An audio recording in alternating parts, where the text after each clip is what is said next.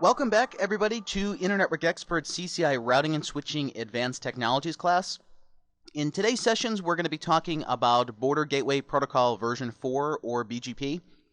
First, we're going to start with some of the general theory behind BGP, how we establish peerings, the different types of peerings, differences between iBGP, eBGP, some of the specifics about how we process iBGP updates different than eBGP. We'll also take a look at a lot of the configurations and verification for establishing the peerings, different types of designs with route reflection, confederation, and then later this afternoon we'll get into some more of the advanced designs, how the BGP best path selection process works, how can we do traffic engineering with BGP, and then additional new enhancements that are available in the more recent iOS versions. So to start, as we know, BGP is an open standards-based protocol. The main definition is available in RFC 4271, which is BGP version 4. So for any real detailed information that you want to get on BGP, things about the actual packet formats, how do the open messages work, how do the update messages work, then that's definitely going to be the best resource for that very low-level type information. So in today's discussion, we're not going to get into things like the BGP peering state machine or the different update state machines. A lot of that is going to be outside the scope of our configuration for BGP. It's going to be things that are just going on behind the scenes. But if for some reason you do need to reference that, then generally the RFC is going to be the best place to do that. Now, for other resources that are available for BGP, there's a lot of good information on Cisco's website about BGP. If you go to the main documentation page, then down to technology, IP routing, and BGP, you'll see the information located here. Most of it you will not have access to when you get to the actual lab exam, but this is definitely some good information you can go through during your normal preparation process. Like the BGP frequently asked questions, I definitely would recommend to look through that. One that's very important we're going to be referencing today is the BGP best path selection algorithm, which has a lot of minor points beyond things like the AS path or local preference that we may need to look at to see why is a router choosing one path over another, and other links to things like the RFCs and different design documents you'll see are located under this technology support. Now, as for the actual configuration documentation and the command references, we'll be looking at the 12.4T configuration guide and the 12.4T command reference for BGP commands and for the BGP configuration guide. Now, as you can see from the page here for the command reference, BGP commands are broken down to a number of different pages. So it basically means that there's lots and lots of features in this protocol. So many more than RIP version 2 or EIGRP, or even more than OSPF version 2. We'll see that not all of the features of BGP are going to be within our scope of the CCI Routing and Switching Lab exam. We will talk about BGP again later when we get to separate topics like IPv4 multicast, IPv6 unicast routing, and then also for layer 3 MPLS VPNs. But there's some topics that would be reserved for service provider CCI track that we are not going to be discussing within the protocol. If we look at the configuration guides for BGP, this would be down under IP, then BGP configuration guide. You see that it's broken down to a lot of different subtopics here, where the main ones that we would want to reference would be configuring the basic BGP network, connecting to an external service provider using eBGP, and then configuring BGP neighbor session options. So here in things like the configuring the basic BGP network, this talks about how do you do route aggregation, how do we set up BGP peer groups, how do we do different templates for the peers. So things that are going to relate to the general peering establishment and just getting the basic BGP process working. Once the peerings are up, then the vast majority of work in BGP is generally related to traffic engineering and applying a policy that we're trying to implement for either our outbound traffic flows or our inbound traffic flows. Majority of this is going to be documented under this section that is connecting to the service provider using external BGP. So this is where we talk about how do the BGP communities work, how do advanced features like the outbound route filtering or the BGP ORF process work, and then also how do we use the different attributes in order to affect the BGP best path selection. So you'll see there'll be examples here of how do we change the inbound path selection, which basically means for traffic that is coming into our network from the service provider. How do we affect the outbound path selection, which would be the traffic that our clients are originating as it goes out to the global BGP network. Now ideally, a lot of this you should not need to reference when you get to the actual lab exam. The vast majority of the BGP syntax and the implementation logic you should know off the top of your head. But for some of these minor features, maybe like the outbound route filtering or other minor features in BGP, you don't necessarily need to memorize the syntax for that.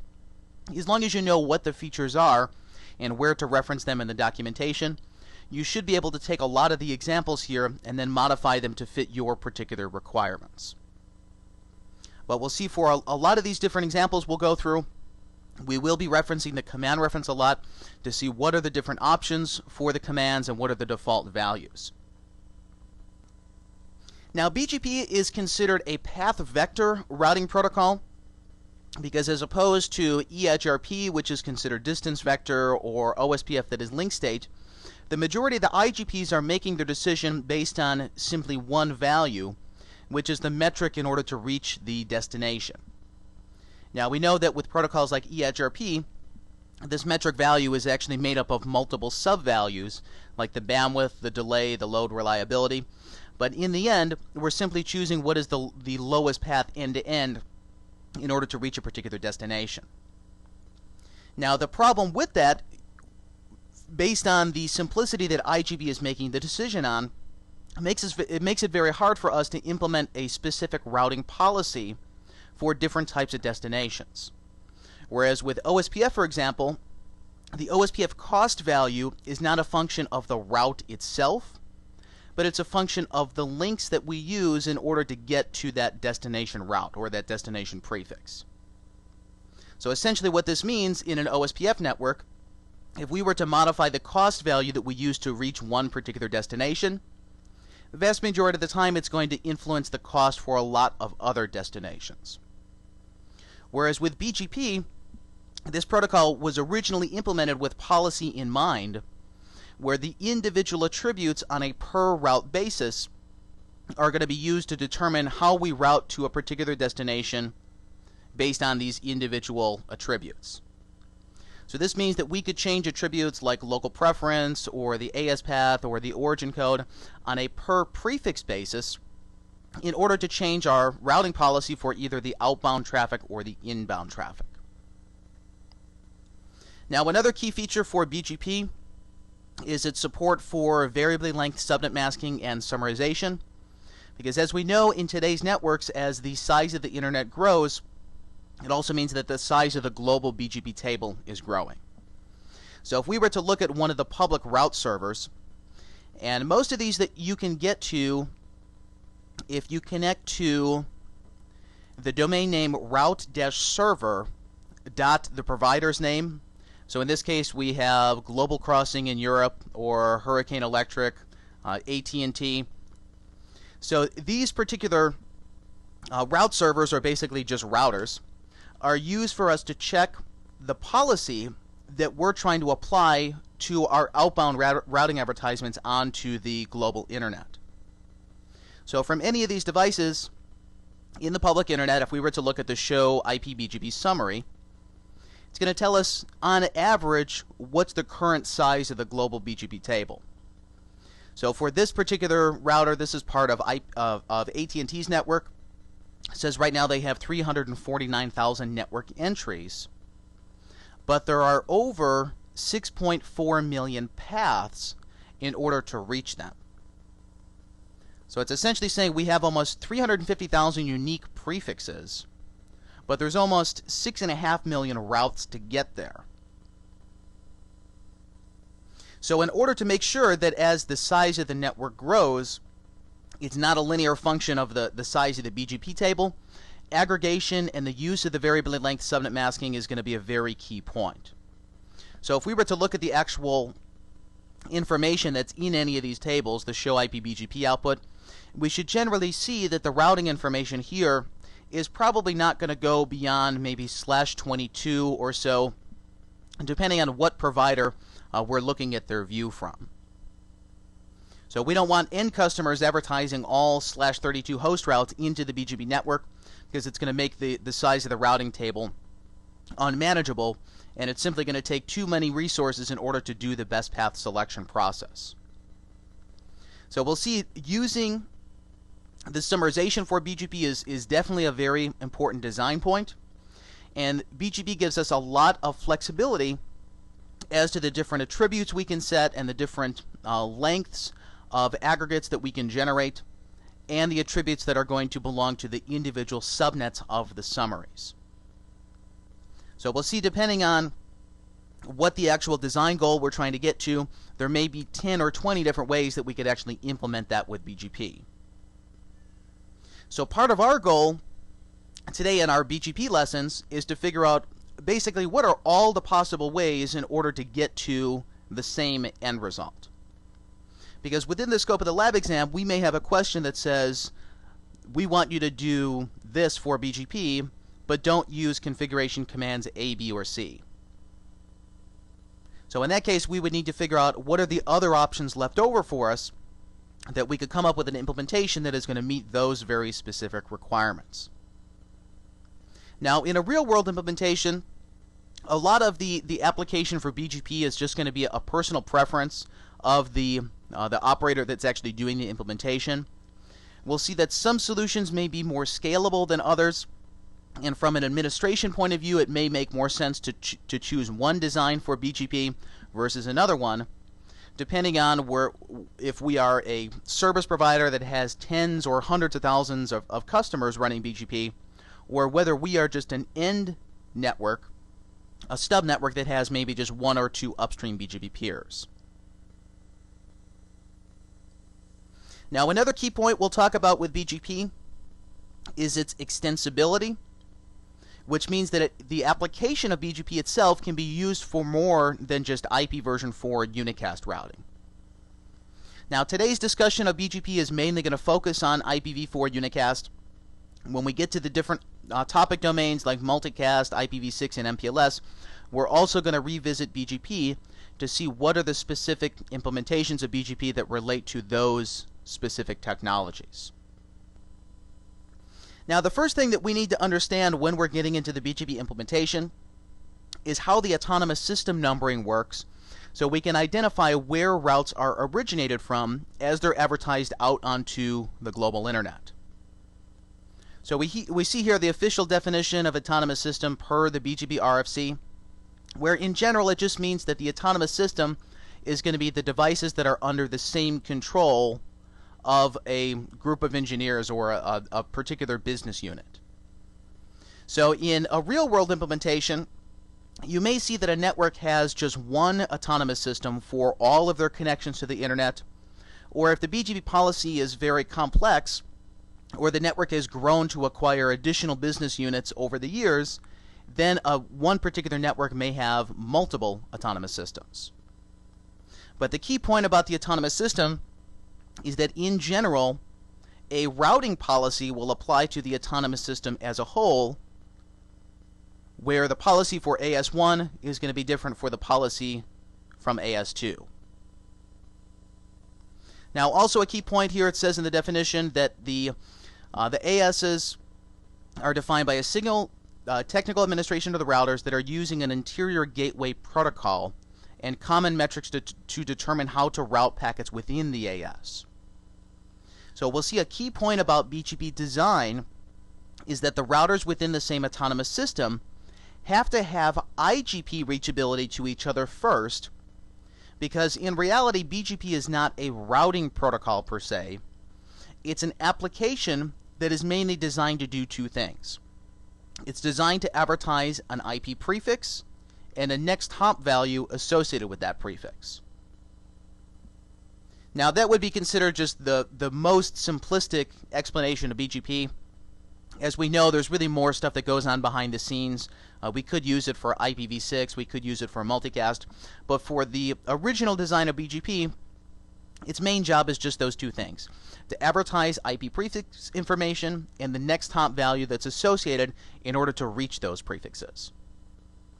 We'll see the design issue we run into is that the next hop value that BGP reports, that must be then recursed through some other underlying IGP routing protocol.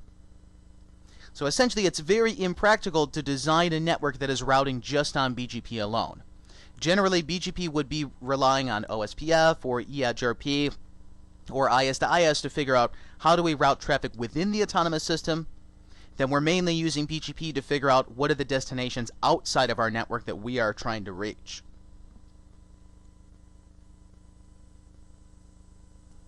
Now, the AS numbers themselves, just like IPv4 or IPv6 addresses that are globally routable on the internet, those are going to be assigned by the Internet Assigned Numbers Authority, or the IANA.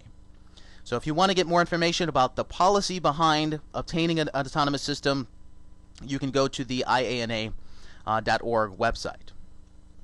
Now, the one key thing to notice about the IANA allocation is that recently there has been a change as to the format that the autonomous system numbers use.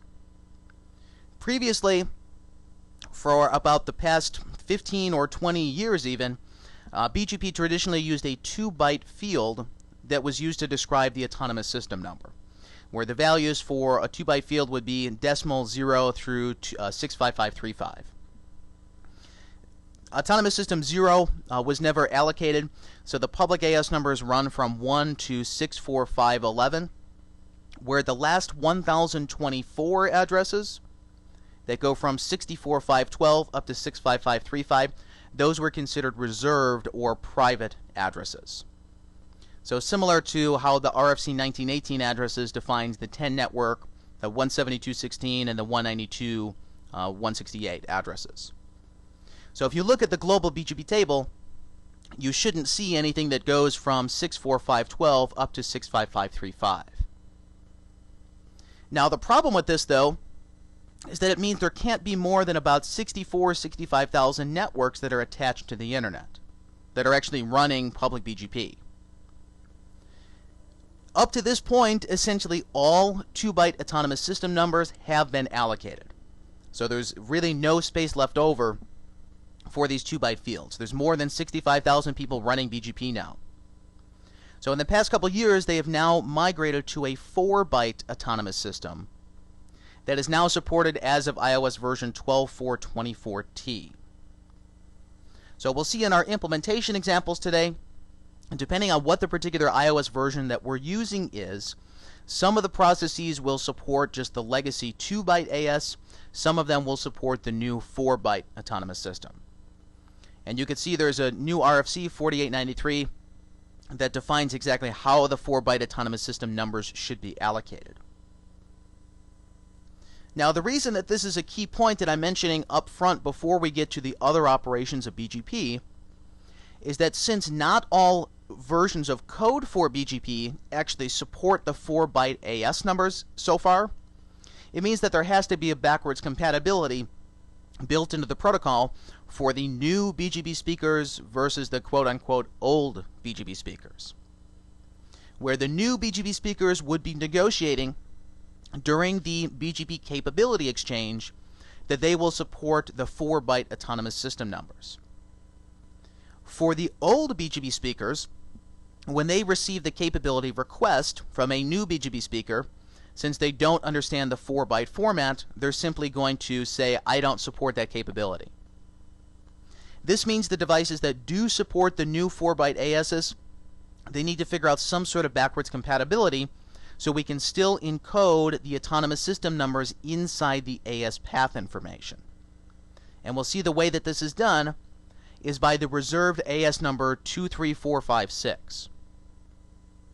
So from the perspective of the iOS versions that do not support the 4-byte AS numbers, they will see everyone that has the 4-byte value represented as the AS number 23456.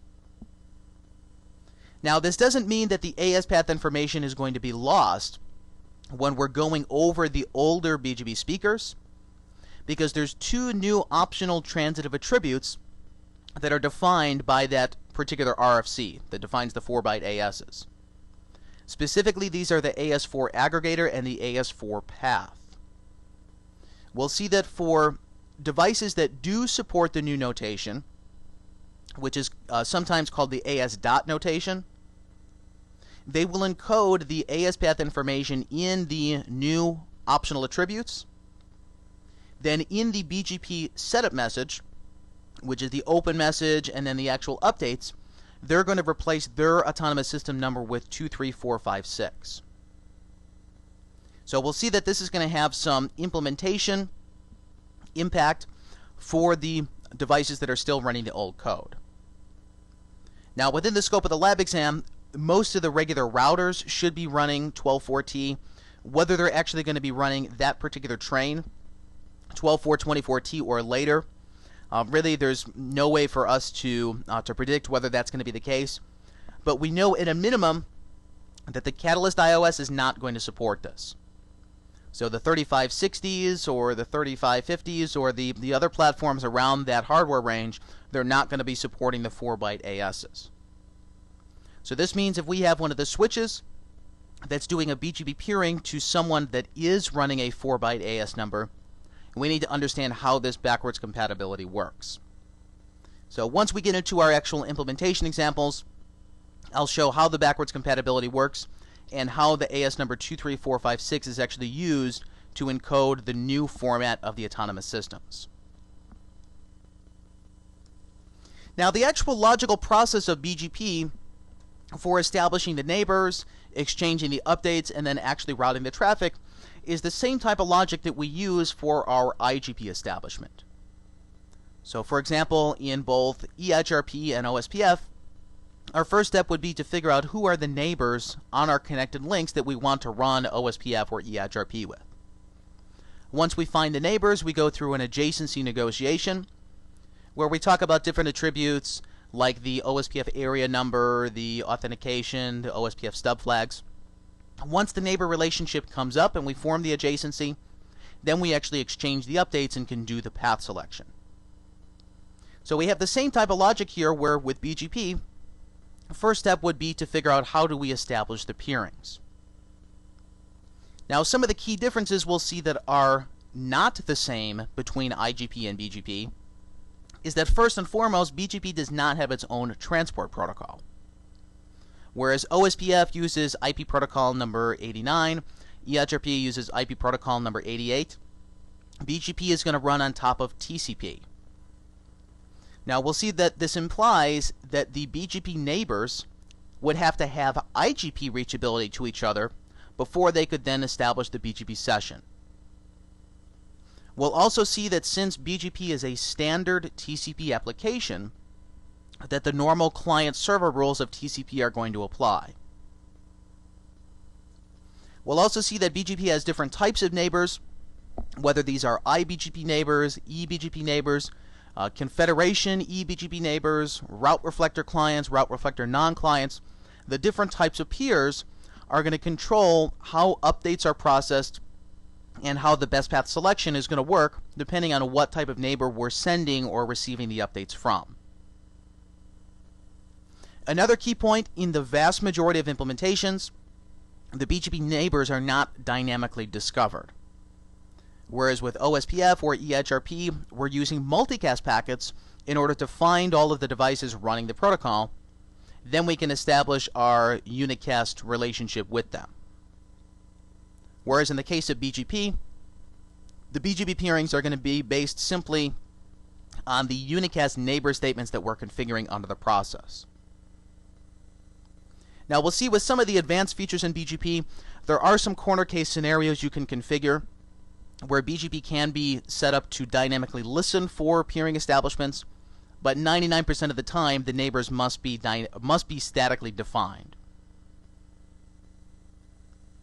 Now, another key difference from BGP versus IGP, since we're using TCP as the transport protocol, it implies that the BGP neighbors do not have to be directly connected on a physical link. So this means that my iBGP peers or my eBGP peers could be 100 hops away in the network. As long as I have some IGP route that is going to allow me to establish TCP reachability, then the neighbors will be able to establish the peering. Now we'll see there are going to be some design issues we have to take into account if the neighbors are not connected, depending on whether this is an eBGP peering or an iBGP peering. So as I mentioned here, BGP is going to use TCP port 179 for transport, which means that if the neighbors are not directly connected, we're going to have some underlying routing protocol in order to get the basic reachability. So technically you could route the network on BGP alone, but it would mean that everyone would have to be physically connected to each other. So there would have to be a physical full mesh in the network in order to use only BGP. So as we know, a physical full mesh is not going to be a feasible design. So generally BGP is going to just use an underlying interior gateway protocol in order to allow us to do route recursion towards the BGP next hop values. Now our first step in the implementation of BGP is going to be to start the BGP process by defining the AS number globally and then specify who are the neighbors that we actually want to peer with. Now the neighbor statement is going to have dual functionality here. It's going to tell the router to listen for TCP port 179 traffic that is coming from that remote address we're defining, but also to initiate a session to the remote address going to port 179. Now, depending if both the client and the server try to establish the session at the exact same time, a collision can happen in the actual TCP three-way handshake, in which case whichever device has the higher router ID is going to become the TCP client. Now the reason that this could become significant is that if we're doing any type of application layer filtering that would potentially block TCP port 179, or maybe we're going through a network address translation, then it could be significant to figure out who is the TCP client and who is the TCP server.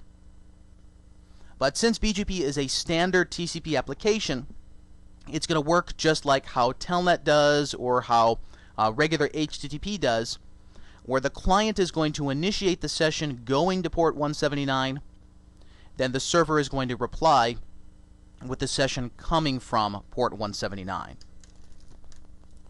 So visually, if we had two routers in the network, router 1 and router 2, that are trying to establish the BGP peering, whoever configures the process first is going to send the first portion of the TCP three-way handshake, which is the TCP SYN packet, with the source port of some random value and the destination port of 179.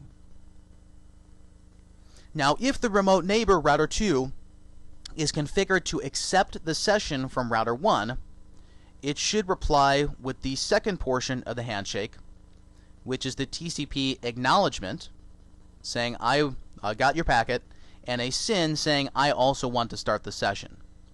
So the TCP ACK-SYN or the TCP SYN-ACK. When router 2 replies here, it's going to be using the source port of 179 and the destination port as whatever random value that they are negotiating. Then as our final portion of the three-way handshake, router 1 should reply with the TCP acknowledgement, and then the session is fully open.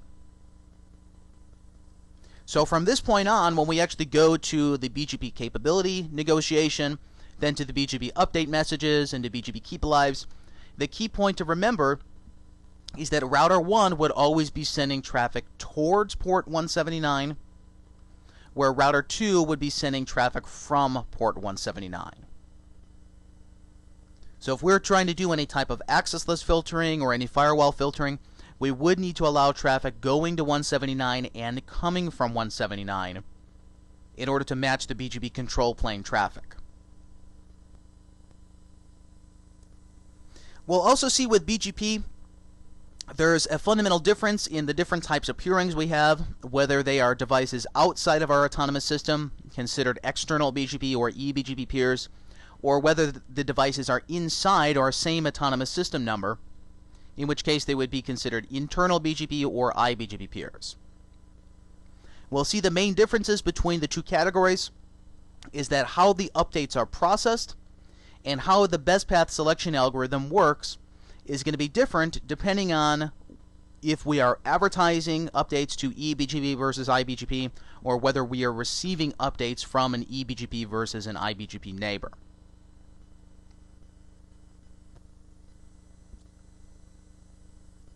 Now, for the eBGP attributes, the first thing that is notable about the actual transport in the control plane is that the time to live of an eBGP packet defaults to 1. So this essentially means that by default, eBGP neighbors must be directly connected on a physical link or some sort of logical layer 3 direct connection, like maybe a GRE tunnel or an IP and IP tunnel, in order to establish the peering. So if we had a case here where between router 1 and router 2, we had some other device in the middle of the network. Let's say we have router 1 connecting physically to router 3, then to router 2. If router 1 and router 2 are attempting to establish an eBGP peering, then when the packet is received by router 3, since this originally has a time to live of 1, router 3 would decrement the packet to a time to live of 0, and then reply back to router 1 with an ICMP unreachable that says your TTL, or your time, has expired.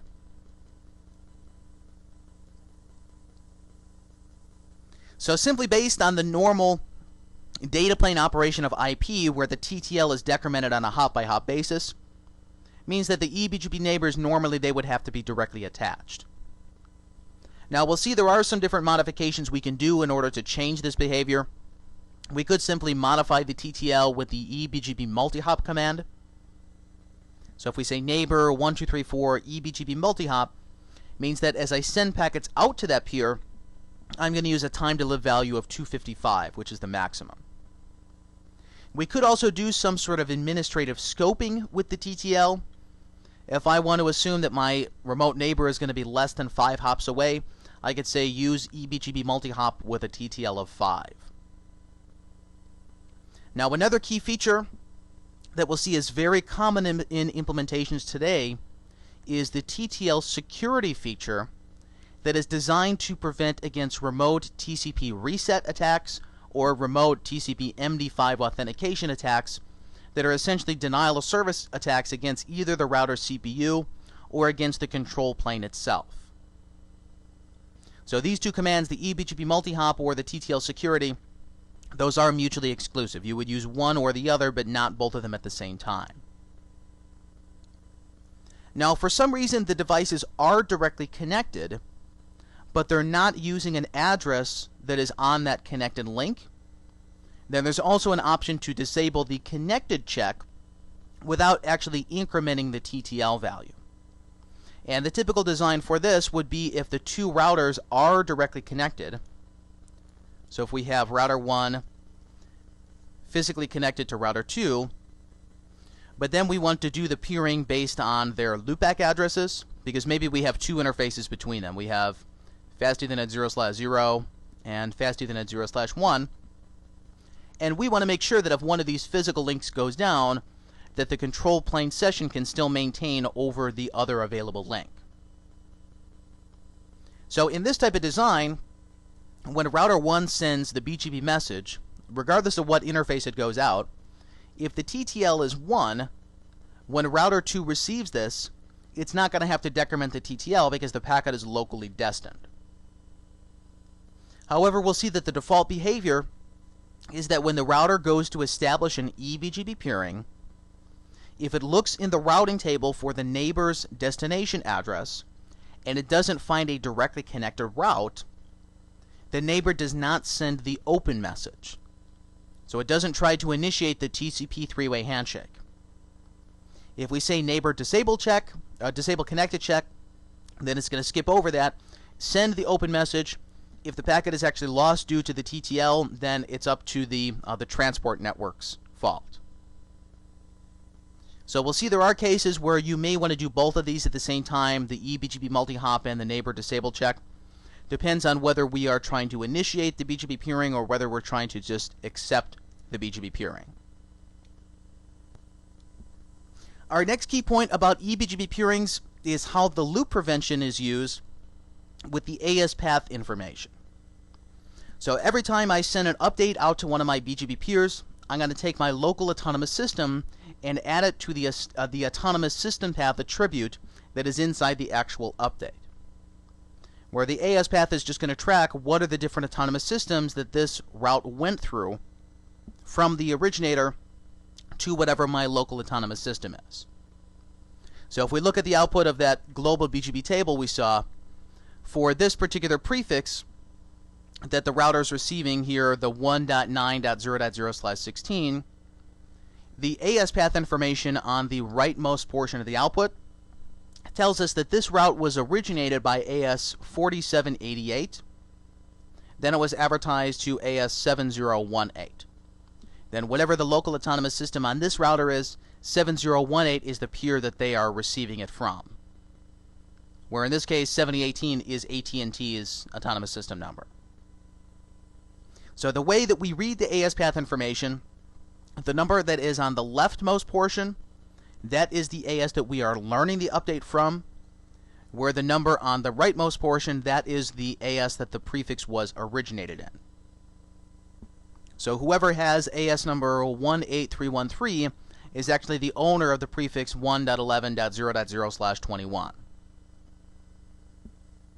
Now the key point being here is that whenever we send an update outbound, we're going to take our own local autonomous system number and put it as the first number in the AS path. So we're adding it to the front or prepending it.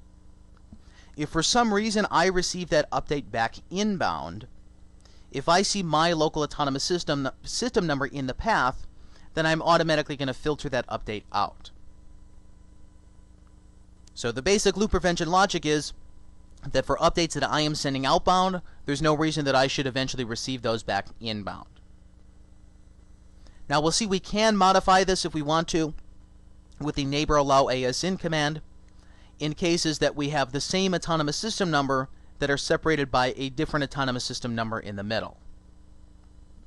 But for the vast majority of cases, you wouldn't change this.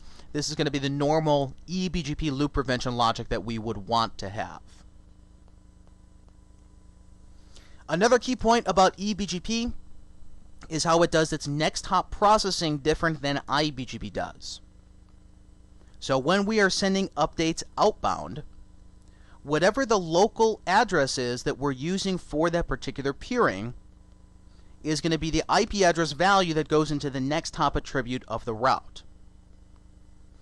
So for example, if we were to have router 1 and router 2 peering via their loopback interfaces, and these are eBGP peers, and let's assume that router 1's loopback is 1.1.1.1, router 2's loopback is 2.2.2.2. And router 1 is advertising some prefix 10.0.0.0/24. When this update is actually advertised to router 2 over the eBGP session, router 2 is going to say that the prefix 10.0.0.0/24 is reachable via the next hop 1.1.1.1. This would then imply that router 2 needs an additional step in the route recursion to figure out what is the local connected interface that I would use in order to actually reach that destination 1.1.1.1. So the normal routing lookup logic that we talked about before in IGP, it is going to be very important to understand that before we see how the operation of BGP works. Because in cases where we cannot do full route recursion towards the next hop value, means that those BGP routes are going to be invalid. We won't be able to install them in the routing table, and we won't be able to advertise them. Now technically we could modify the next hop value just like any other attribute that we can in the update whether it be the local preference or the AS path or the multi-exit discriminator. But for eBGP sessions, typically we would not do this in a normal design. But technically you can. This type of implementation is called a third-party next hop, where I am sending you an eBGP update, but then telling you to use some other device in the actual data plane in order to get there. So we technically could have a case where we have router 1 peering with router 2. Router 2 then has a connection to router 3. Then maybe 1 and 3 are connected via some LAN interface, where router 2 sends an update, or router 1 sends an update to router 2. Let's say this is 10.0.0.0/24. And instead of using the normal next hop value, which would be whatever the update source is from router 1 to router 2, we could tell router 2 to use router 3. So the control plane for BGP is going to be on the session between router 1 and router 2, but then the actual data plane, which is the traffic forwarding, would be through some other device. So if this is the prefix here, 10.0.0.0/24, and router 3 has the address 3333, it means that the routing update would be coming that direction, but the actual traffic flow would go in a separate direction.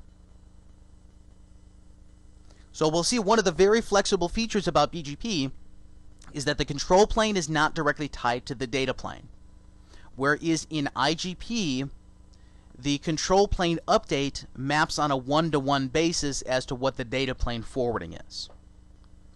Now what I mean by that, if we were to have two EIGRP routers that are directly connected, router 1 and router 2, when router 1 sends an EIGRP update to router 2, router 1 is always going to say, use the address of this link in order to reach the destination. So the outbound path of the update is the mirror image of the inbound path for the traffic. So there's no way for router 1 to say, I actually want you to go to some other device in the network in order to actually reach that destination.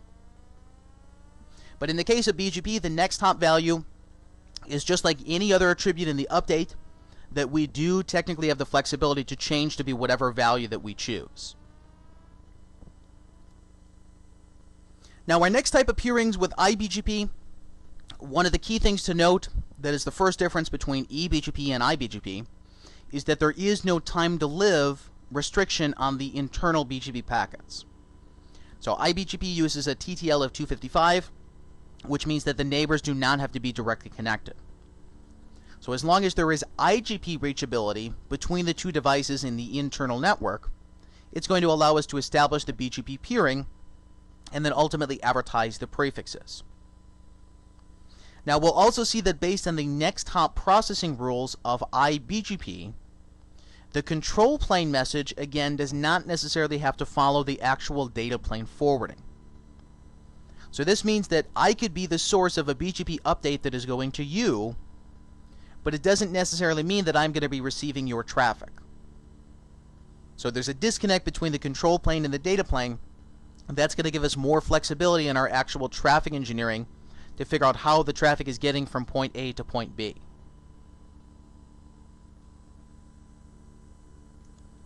Now the loop prevention for iBGP uses a very simple concept. Simply says that if you learn a route from an iBGP neighbor, don't advertise it to other iBGP neighbors. So if I learn a route from you and you're my iBGP peer, I'm going to prevent a loop of that route just by not advertising it to my other internal peers. This implies that by default, in an iBGP design, all of the internal routers have to have direct peering with each other, or they have to have a full mesh of iBGP peers. Now, a full mesh of peers is going to give us the most reachability information about the network, and it's going to allow us to make the most intelligent decision as to how traffic should exit out of our autonomous system. The problem, though, is that there's a give and take between the amount of control plane information and then the amount of resources that it's going to take to actually process that and maintain it. So doing a full mesh of BGP is the most efficient in terms of selecting the correct path information, but it means there's going to be a lot of extra overhead for the amount of updates, the amount of memory that we need, and then just the amount of administration that would be required to configure the peering statements for every single device in the network. So in a lot of designs, if the BGP network is more than maybe 10 routers or so, there's going to be some alternate design used, either with route reflection or confederation, to cut down on the amount of peerings that we use. Now, we'll also see in most designs it would make sense to take your route reflection or your confederation and to make it follow the physical path of the network. So if there's some sort of physical aggregation point that to get from point A to point B, I have to go through this aggregator router, then it would make sense for them to be the route reflection or one of the termination points of the confederation. So as we get to the actual implementation of that, we'll see some of the different design issues of where we would want to place the route reflectors, and then ultimately what are the configuration implications of doing those type of designs. Now, our next key point for iBGP, as I mentioned, that the next hop processing is different between eBGP updates and iBGP updates. Where with iBGP updates, when we send a routing update to an iBGP neighbor, regardless of what type of neighbor they are, whether they're a regular iBGP peer, a client peer if I'm a route reflector, a non-client peer if I'm a route reflector, or a confederation eBGP peer, so someone that's part of my confederation but they're in a different sub-autonomous system, I am not going to change the next hop attribute value. So what this essentially means is that the original entry point for the route is going to be maintained throughout all of the updates in the iBGP network. So if we were to have a design where there is some exit point A out of the network, and we have router 1 peering with router 2, then we have some other downstream devices, router 3, router 4. Okay, maybe we have a very diverse physical connectivity in the network. If router 2 were a route reflector, and we looked at the path of the update advertisement where router 1 learns this route from an eBGP neighbor, sends it to our iBGP peer, who is the route reflector. The route reflector sends it down to its clients through the iBGP session. The next hop attribute of the original route, which is exit point A, is not going to be modified in any of these updates. So this means that when we look at the difference between the control plane advertisement and the actual data plane forwarding, router 3 would not have to physically forward the traffic to the route reflector in order to get to A. If router 3 had a closer exit via an IGP route to A through router 1, the outbound traffic could skip over the route reflector because we're recursing to the next hop value that has not been changed. So we'll see the vast majority of the time, not changing the next hop value is actually a design advantage for BGP, where it's going to give us the opportunity to choose the shortest path to the exit point of the network or towards the edge router of the network, and then not have to use either the centralized route reflector or some of the other confederation peers in order to actually reach the destination. So the key point to remember here is that it's not going to be modified no matter what type of iBGP peer it is. A regular one, any type of route reflection, or confederations.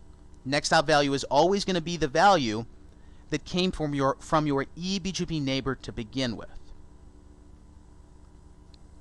Now we can manually modify this if we want to with the neighbor next hop self command. This would take routes that we're learning from eBGP peers. Then as we're advertising them to iBGP peers, we would be setting the next hop value to whatever our local peering address is. So essentially whatever is the update source for that particular neighbor. We also have the flexibility to use a route map with the set IP next hop keyword, which allows us to do that third-party next hop routing where we could say that the exit point is wherever that we want in the network.